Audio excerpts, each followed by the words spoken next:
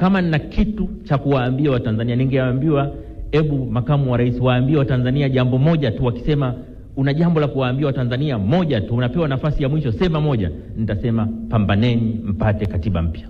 Nasema Emmanuel, mdogo wangu, hivi umepata wazimu? Nani kakwambia siasa tunastaafu?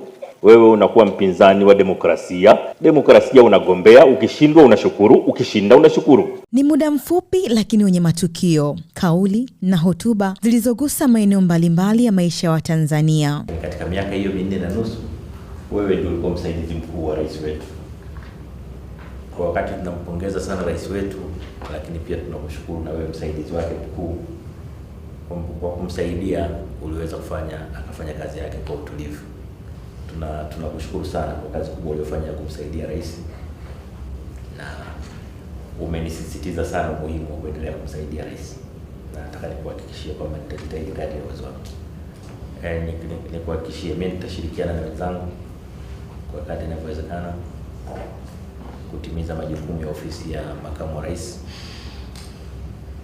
Lakini na wewe upo kwenye mapumziko yako, tunakuombea baraka na mafanikio, na usisite wakati wote kuna jambo la kutushauri, usisite kutushauri.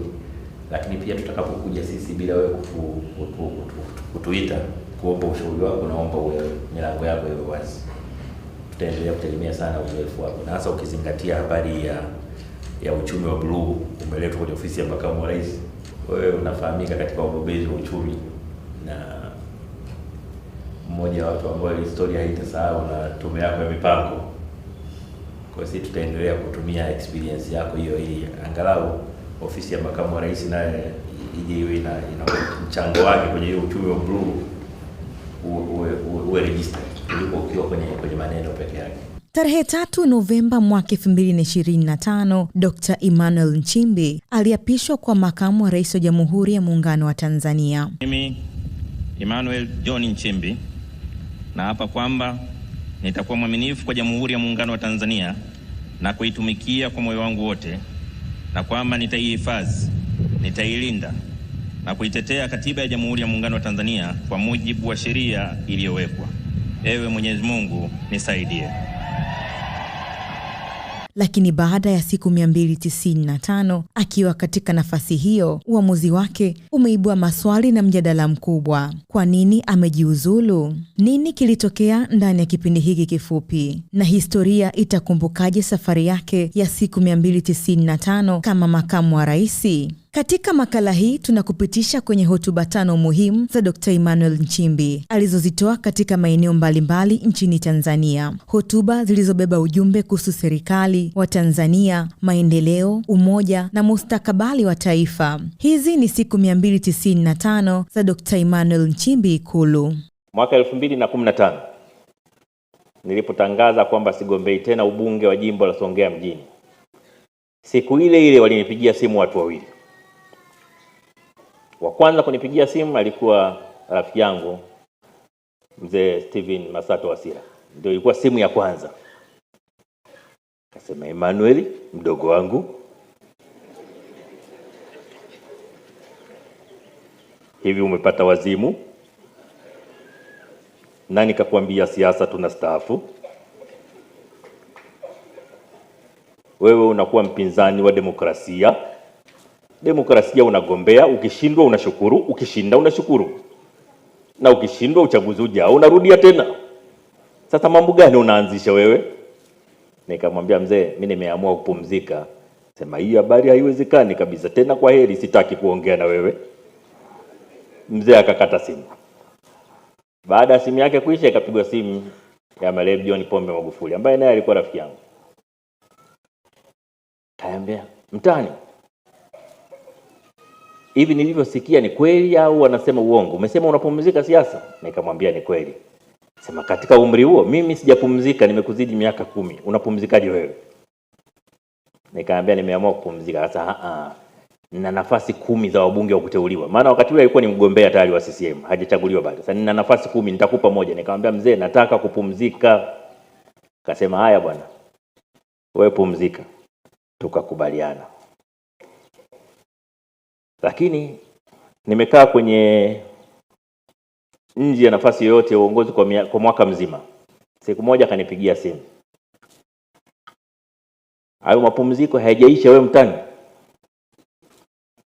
Nikamwambia hapana, nimeamua kupumzika. Sema haya, asante. Kesho yake nimetangazwa balozi Brazil. Sasa mzee, mbona mbabe? Mimi mwambia nataka kupumzika, huu balozi unatoka wapi tena? Sasa katika mazingira yale basi nikamwandika, maana watu ambao hawakuwa karibu na Magufuli walikuwa wanafikiri muda wote anakomaa tu na jambo, lakini Magufuli alikuwa anapenda sana kubishana. Na ukiwa akisema jambo lake ukianza kubishana naye, mkabishana kwa hoja, anakuwa anapenda kukuchokoza mara kwa mara, bishane. Sana mimi nilikuwa kati ya wale ambao tunachokozana kila siku. Wanaokumbuka tulikuwa bungeni pale, zile siti tunazokaa kwenye bunge zinakwenda watu sijui 15 20, mwisho mnakuwa wawili chini na 1000.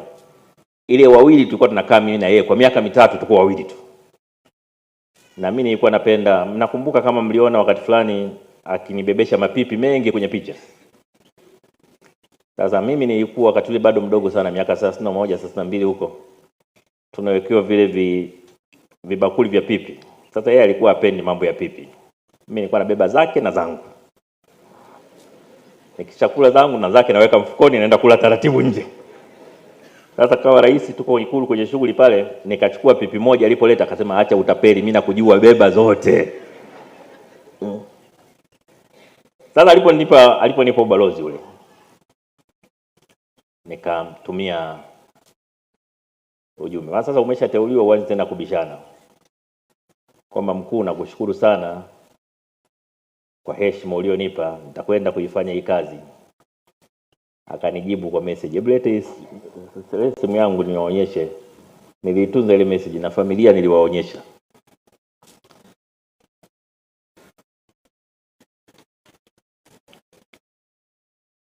Na waonyesha kwa sababu watu wengine hawamfahamu vizuri. Hii hapa message yake, anasema hivi: Mungu atakusaidia. Siwezi kukutupa mdogo wangu. Nilikwisha ahidi kwako na mimi ni pamoja na wewe. Haijalishi yaliyopita yamepita, wewe bado ni kijana. Siwezi kuharibu future yako. Natambua kazi nzuri ulizofanya kwa nchi hii. Kutofautiana mawazo na kubishana sio uadui. Salamu kwa familia.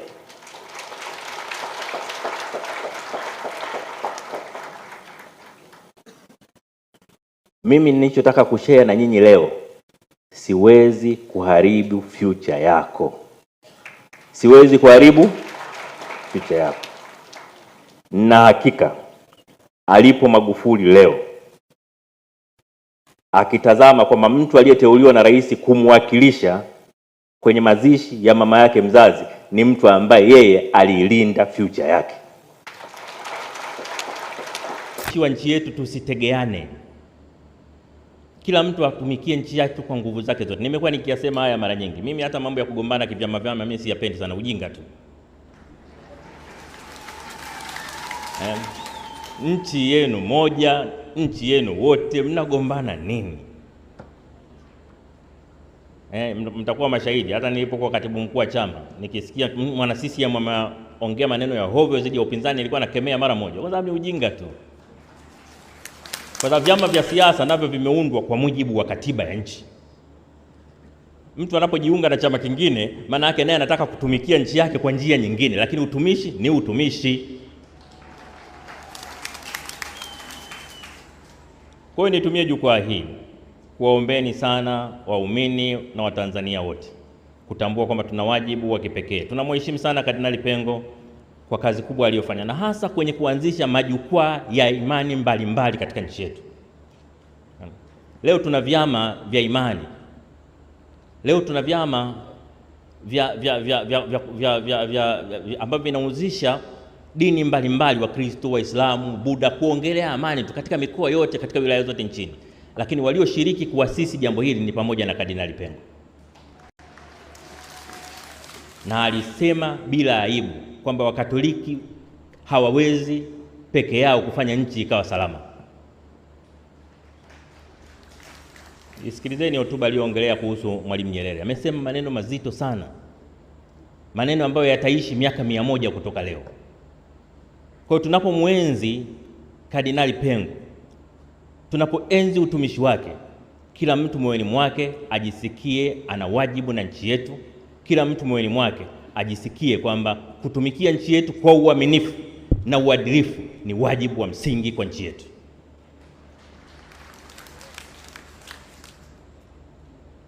Mababa askofu, niombe kuhakikishia sisi kwa nafasi yetu tutaendelea kujitahidi. Kazi ya kutumikia nchi sio rahisi sana, ni ngumu, ina vishawishi, ina vitisho, lakini ndio maana maaskofu, mapadri, mashehe wapo ili watumishi wengine katika maeneo mengine mizigo inapoelemea, maaskofu, mashehe, mapadri wote waweke mikononi mwa Mungu. Kwa hiyo tunaomba msituache katika maombi yenu. Msituache katika maombi yenu. Tutaanguka mara nyingi, tuombeeni tuamke. Sheria kuu ya nchi ni katiba.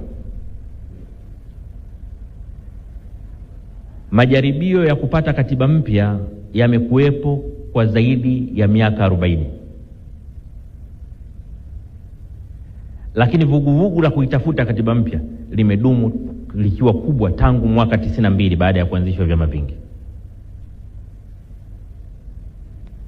Kwenye serikali ya awamu ya 4 ulianza mjadala wa katiba. Tukaweka na bunge la katiba, tulipiga hatua kidogo, alafu tukaenda tukakwama mahali. Tunaweza tukawa na mambo 40 ya kupigania, lakini katika mkakati wowote lazima uchague jambo kubwa ni lipi.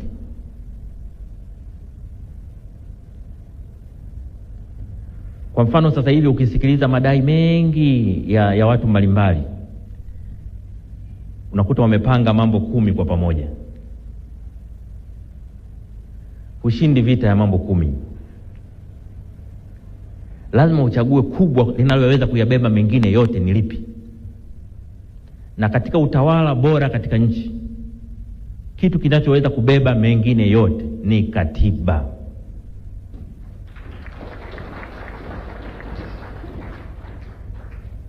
Maana hakuna sheria inayotengua katiba.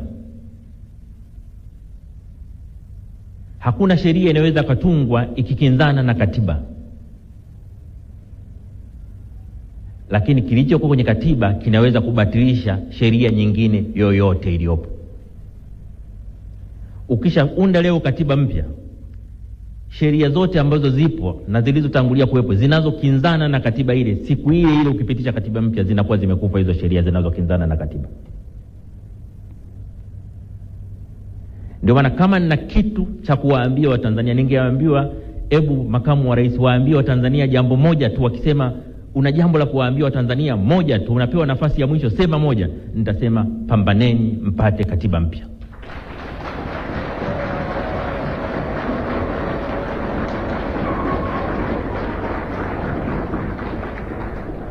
Pambaneni mpate katiba ambayo ina makubaliano ya wadau wote. Katiba yenye mwafaka katika taifa. Katiba itakayotupeleka mbele miaka 50 inayokuja.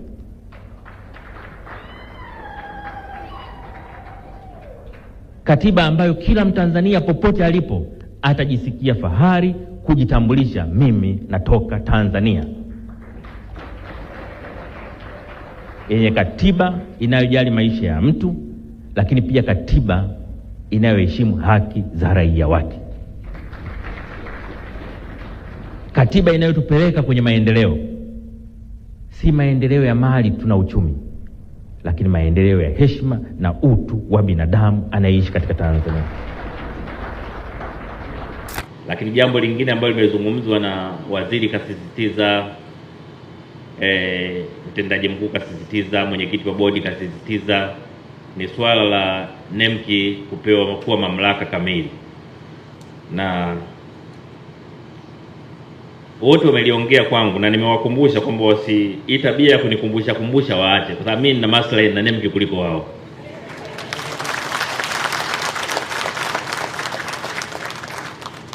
Sasa nimewaambia kule faragha, na waambia na hapa hadharani, hii habari ya kunifuatafuata tunataka kuwa mamlaka kamili ni sawa na watu wamefunga ndoa mahali mtu na mke wake, alafu wewe unakwenda kila saa, mimi nataka muwe na mtoto, mimi nataka kuona mtoto. Sasa wao wanahitaji mtoto zaidi au wewe jirani? Mkurugenzi mkuu, umenipata hapo? Maana sasa nasisitiza nina interest zaidi. Kama afisa wa NEMC nina interest zaidi.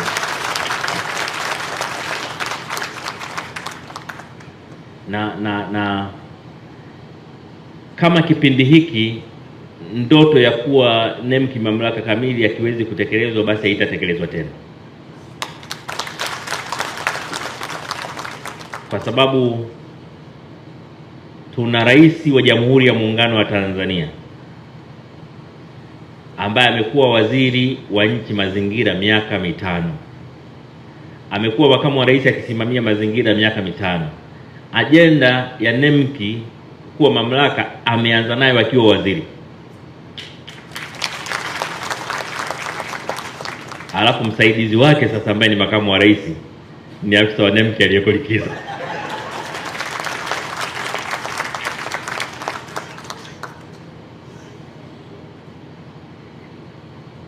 Ikishindikana hapo, maana katika mazingira ya kawaida Waswahili vijana wa leo, ukiwaambia kiongozi ukiwapo habari hii, huyu alikuwa waziri wa nchi akawa makamu wa rais, sasa ni rais, yuko pale mwenye mamlaka ya kuongoza nchi yetu sawa sawa, alafu makamu wake ndio msaidizi wake mkuu ni afisa wa NEMC aliyoko likizo, vijana wa sasa watasema imeisha hiyo.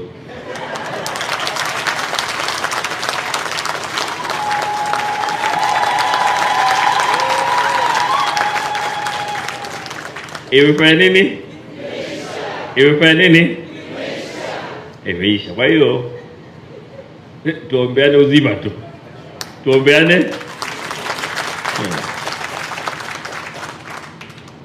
Muombe rais, lakini pia tumuombe afisa wa NEMC aliyoko likizo, naye wote wapate uzima, ajenda hii ifike mwisho. Lakini pia habari nzuri kuliko zote ni kwamba kamati ya bunge ya mazingira na mwenyekiti wake zinaunga mkono jambo hili.